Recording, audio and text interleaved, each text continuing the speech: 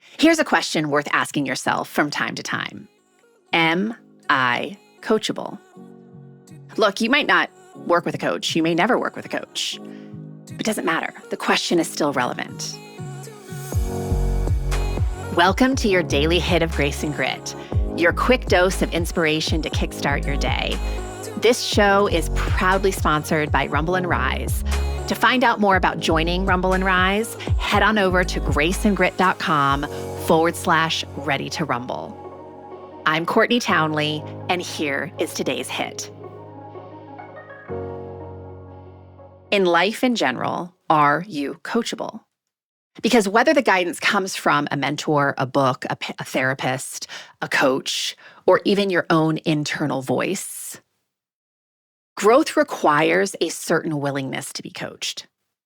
And I say this as someone who is a huge advocate for self-coaching, which self-coaching is the ability to coach yourself through hard things.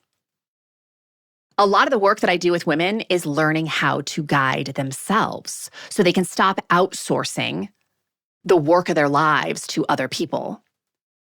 And I do that by helping them to build skill sets around asking better questions, taking ownership of their decisions, interrupting patterns. But if you're not coachable, no level of coaching is going to work. Self-coaching won't work either. Because being coachable has very little to do with whether someone gives you good advice. It has everything to do with how you respond to new information and possibility. A coachable person is willing to look honestly at what's not working.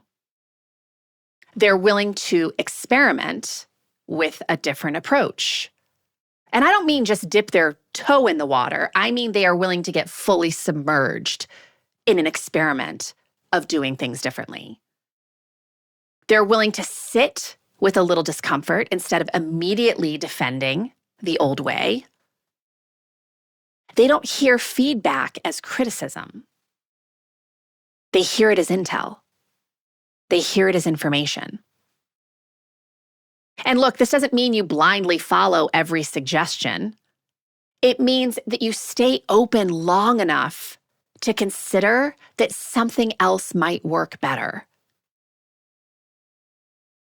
And the women who grow the most, especially I think in midlife, are usually the ones who are very coachable because they're so tired of getting the same result. So they stay curious.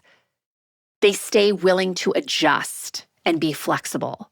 They stay open to hearing things about themselves, being aware of things about themselves, learning new things about themselves.